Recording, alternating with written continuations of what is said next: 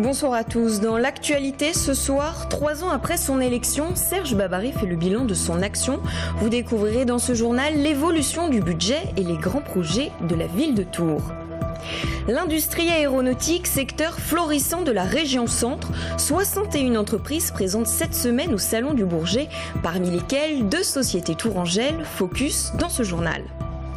Une installation insolite au musée des Beaux-Arts ce week-end à bord d'une Renault 12. Vous êtes invité à vivre l'un des voyages de l'artiste Mohamed El Khatib, découverte de sa création dans quelques instants. Régulièrement critiqué pour l'inaction présumée de son équipe municipale, Serge Babary dressait aujourd'hui son bilan de mi-mandat, une mise au point pour le maire de Tours qui se dit satisfait de son action. Parmi les thèmes développés, l'assainissement des finances de la ville et la présentation des grands projets. Élu en 2014 sur la promesse de campagne 100% maire, Serge Babary n'a pas souhaité se prononcer sur ses intentions sénatoriales. Le point avec Audrey Champigny. Rénovation urbaine, basilique Saint-Martin ou encore site MAM, 143 projets de campagne il y a 3 ans, 139 réalisés à ce jour. Voilà le premier bilan de mi-parcours annoncé par Serge Babary ce matin. Une grande satisfaction pour le maire de Tours malgré un début de mandat compliqué, entaché par ce fameux swap toxique, plus de 16 millions d'euros qu'il fallait rembourser avant 2016. Le premier travail, ça a été d'essayer d'alléger cette charge qui était certaine. Et donc, on a pu supprimer la dernière partie, l'année 2016, soit à peu près 8,5 millions d'euros, que la ville n'a pas payé grâce aux diligences qu'on a mis en œuvre à ce moment-là. L'une des grandes priorités de campagne en 2014, la sécurité. En 3 ans, le bilan avancé par la municipalité, une baisse de 8% des atteintes aux biens et aux personnes, moins 21% pour les cambriolages, sans oublier l'autre arme fatale, la vidéoprotection, et un centre de surveillance urbaine inauguré en septembre prochain. Nous sommes en ce moment en train de doubler donc le nombre de caméras de vidéoprotection qu'il y a sur la ville de Tours. Nous réussissons peut-être, j'espère, d'arriver en 3 ans ce que nous voulions faire en 6 ans. Important puisque vous avez déjà une première chose, c'est le résultat de ça, tout ça évidemment, des chiffres, c'est important. Nous sommes en 2016 à 100 réquisitions judiciaires, il y en avait 20 quand nous sommes arrivés. Et puis autre ambition affichée, faire de Tours l'une des 15 plus grandes villes de France, mais surtout la capitale du Val-de-Loire et des cyclistes. Le 2 juillet prochain, la maison du vélo ouvrira ses portes à 2 pas de la gare. Aujourd'hui, c'est un développement extrêmement fort partout dans le monde. Mais le vélo électrique, le vélo hydrogène. Il faut devenir cette capitale européenne du vélo, des chemins à vélo. On est sur un hub, vous l'avez dit. Le hub, c'est quoi? C'est à la fois la Loire à vélo, c'est le Cher à vélo, c'est Saint-Jacques-de-Compostelle à vélo. Donc, quel est le point commun de tous ces itinéraires extrêmement denses de véloroute? C'est Tours. Enfin, parmi les grands projets à venir, une aréna sportive, la construction d'une école au de Lyon et bien évidemment l'aménagement du haut de la rue nationale, sans oublier la 2e ligne de tramway. Serge Babary opposé hier soir au Vert lors du conseil municipal à Tours. Objet de la discorde, les 100 000 euros de subventions votées pour la manifestation des Franco-Gourmandes, ce festival gastronomique lancé à Tours en septembre prochain. Les Verts dénoncent une subvention démesurée par rapport aux enveloppes allouées aux autres associations tourangelles. L'industrie aéronautique, secteur florissant en région centre. D'ici 3 ans, la filière a prévu de recruter 600 personnes supplémentaires. Alors pour remplir le carnet de commandes, 61 entreprises de la région sont montées cette semaine au Salon du Bourget. Parmi elles, 2 sociétés implantées en Indre-et-Loire. Focus avec Amanda Bruyère-Rivera. En l'espace de 3 jours, le groupe Valenture a réalisé une dizaine de prospections sur le salon du Bourget. De potentiels clients intéressés par des solutions d'emballage et d'outillage aéronautique et militaire. Ces dernières années, le groupe qui compte 200 employés, dont 80 en Indre-et-Loire, a créé une dizaine d'emplois sur son site Tourangeau. L'entreprise veut rester dynamique face au risque de stagnation du marché de l'aéronautique. Aujourd'hui, donc, nous allons continuer de nous développer, faire de plus en plus de recherche et développement et surtout essayer de se développer à l'international pour augmenter notre chiffre d'affaires. Aujourd'hui, ce qu'on souhaite faire, c'est être de plus en plus proche de nos clients et être avec eux dès la conception des produits. Car si on est en amont, effectivement, dans la chaîne, on a de plus en plus de chances, effectivement, d'avoir derrière la fabrication des produits. Et aujourd'hui, la recherche des baisses de coûts ne peut plus se faire aujourd'hui qu'en travaillant avec eux dès le départ.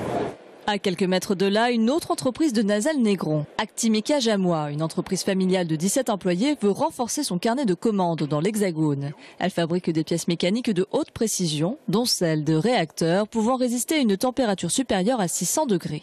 Victime de son succès, l'entreprise a récemment entamé sa mue vers l'automatisation. afin de pallier à son manque de main-d'œuvre. Malgré nos efforts, on a des problèmes de recrutement. Et en début d'année, ça a été compliqué, donc on a dû refuser certains marchés pour pouvoir satisfaire nos clients. On cherche des techniciens en tournage notamment. Et donc c'est assez compliqué à trouver sur le marché de l'emploi actuellement. Le Salon du Bourget ouvre ses portes au public à partir de demain. D'ici ces 3 prochaines années, la filière aéronautique a prévu de créer 600 emplois en région centre. Vous l'avez sans doute apprécié, l'épisode de canicule a pris fin aujourd'hui. Après 5 jours de chaleur extrême, Météo France a levé sa vigilance orange canicule. Presque 10 degrés perdus aujourd'hui avec une température maximale de 27 degrés. Et l'air est revenu. Les fanions du pont Wilson se sont même remis à flotter dans le ciel, vous le voyez. Sauvé in extremis de la noyade hier soir, un jeune homme de 21 ans a été secouru par les pompiers dans la Loire. Alors qu'il se baignait au niveau de l'île Simon, il a soudain été emporté par le courant. Les pompiers l'ont retrouvé agrippé à une branche. Le jeune homme est ressorti indemne. Moins de chance en revanche pour le magasin Métro. À Saint-Cyr-sur-Loire, le grossiste alimentaire a été inondé la nuit dernière. Un incident technique dans le rayon boucherie a déclenché le système de protection incendie. Provisoirement fermé, le magasin devrait retrouver une activité normale demain ou lundi prochain.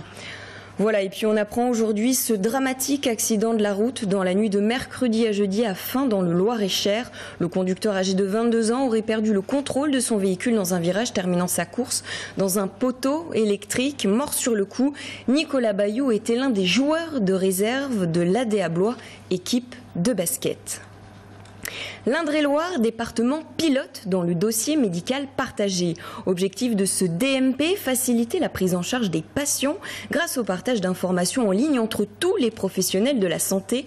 En quelques mois déjà, 23 000 dossiers créés. Alors pour encourager cette dynamique, l'assurance maladie se mobilise sur le parvis de la gare pour informer les Tourangeaux. Romain Delville. Sorte de carnet de santé numérique, le dossier médical partagé suscite des interrogations, en particulier liées à la confidentialité des données. Ce serait la venue des complémentaires santé, des banques pour savoir voilà, l'état de ma santé, si je fume, si je bois, si je me drogue. C'est l'axe de communication de la Caisse d'assurance maladie, la sécurité et la confidentialité. Le dossier médical partagé est alimenté par les professionnels de santé, mais les clients de la CPM gardent la main dessus et sur les données qu'il contient. Quand vous venez ouvrir votre dossier médical partagé, on peut générer des codes qui vous donnent un accès donc, au dossier. Vous pouvez masquer certaines infos, vous pouvez en ajouter, vous pouvez en retirer. C'est-à-dire que si vous ne voulez pas que le médecin ou que le dentiste voit ce que met son confrère, vous pouvez masquer l'information. L'Indre-et-Loire est un département pilote pour la mise en place du dispositif, un dossier dans lequel on peut indiquer ses allergies, son groupe sanguin ou des opérations antérieures. En cas d'urgence médicale, des infos qui peuvent être bien utiles à la prise en charge d'un malade. Je trouve que c'est une des solutions à un problème un peu récurrent. L'accès au dossier accélère aussi la bonne prise en charge de la personne.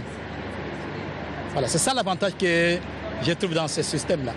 Le dossier médical partagé sera généralisé à l'ensemble du pays le 1er janvier 2018. En Indre-et-Loire, 23 000 personnes ont ouvert leur dossier. Et pour les professionnels de santé, la CPM propose un accompagnement logiciel. Une Renault 12 aux Beaux-Arts de Tours. Hier soir, l'artiste Mohamed El Khatib présentait son installation dans la cour d'honneur du musée. Une création dans le cadre des passerelles entre le Centre dramatique national de Tours et le musée des Beaux-Arts. Découverte de cette installation insolite avec Simon Abraham. Une voiture emblématique des années 70 stationne dans le parc du musée des Beaux-Arts de Tours. Une Renault 12 de collection, propriété de Mohamed El Khatib. Cet artiste orléanais s'est rendu au Maroc avec ce véhicule, découvrir un héritage laissé par sa mère, décédée. Aujourd'hui, il raconte l'extraordinaire road trip vécu dans cette voiture mythique, achetée à un collectionneur. 5-6 jours, quoi. C'est-à-dire les pannes à répétition, le pot à lâcher. Ce qui est assez extraordinaire sur le trajet, c'est qu'à chaque fois, je me faisais arrêter. Soit des gens voulaient acheter la Renault 12, soit des gens me racontaient leurs histoires, en me disant « mais moi, mon père a une Renault 12 », assez folklorique, quoi, comme aventure.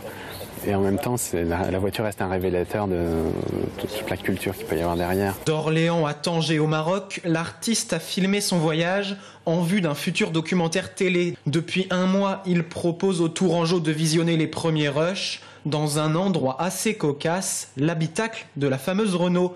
Une attraction insolite pour le public. Les gens sont ravis. Ce qui est amusant, c'est de voir quand même leur attitude. C'est-à-dire qu'ils sont attirés par ce film. Donc quand ils se promènent dans le jardin, ils viennent spontanément voir le film. Mais en revanche, ils sont un peu hésitants pour entrer dans la voiture. Ils n'osent pas. Les images sont projetées depuis l'avant de ce véhicule phare des années 70. À l'intérieur, le spectateur est littéralement plongé dans les paysages d'Espagne et du Maghreb, traversés par Mohamed El-Khatib. L'immersion est totale. L'installation est intéressante puisque ça permettra de voir le travail ensuite à l'intérieur de la Renault 12. Mais ce qui est intéressant, c'est le film qui est tourné autour et l'histoire que ça raconte. La voiture est stationnée devant les Beaux-Arts jusqu'à demain samedi, avant de retourner en tournage prochainement. En bref, le mercato estival continue pour le TFC. Dernière recrue en date, Jordan Popino, 22 ans. Auteur de 14 buts cette saison, il évoluait avec le Blois Foot 41 en CFA2. Le joueur intègre le club tourangeau avec le statut d'amateur. Dès demain, vous pourrez découvrir la nouvelle école de cinéma Tourangelle, unique école audiovisuelle en région centre. Pour en parler, Isabelle Hortot, directrice de ce nouvel établissement. À tout de suite.